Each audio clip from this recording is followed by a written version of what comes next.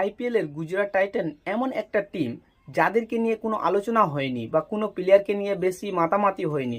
সেই টিমের সাই সুদর্শন, প্রসিদ্ধ কৃষ্ণন, শুভমন গিল, জস বাটলার যা করে চলেছে তা কল্পনার বাইরে। আইপিএল শুরুর আগে কেউ হয়তো ভাবতেও পারেনি যে এমনটা হতে পারে।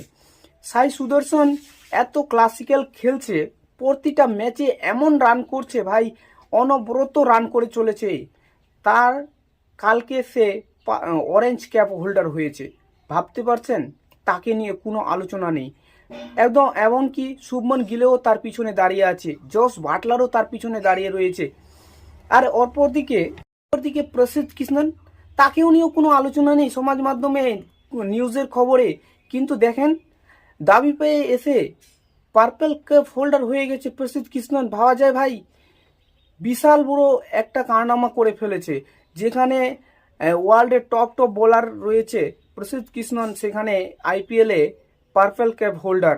এইবারে আমি জিটির সম্পূর্ণ স্ট্র্যাটেজি নিয়ে আলোচনা করি। দেখছেন যে জিটিতে শুভমন গিল এবং সাই সুদর্শন যে বোলারগুলোকে যে হিসাবে পিটাচ্ছে, তাদেরকে আদর করে করে পিটাচ্ছে ভাই। বুঝতেও দিচ্ছে না যে তাদের ওভারে কত রান গেছে।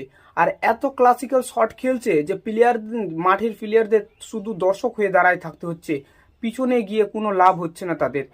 এত ক্লাসিক্যাল খেলছে, কোনো ধোয়াধার একটা পারি না যে বুঝতে পারবে যে পুরো মেরে একেবারে ফাটাই দিয়েছে, সেরকম না ভাই। পুরো আদর আদর করে মারছে, প্রতিটা বোলারকে মারছে।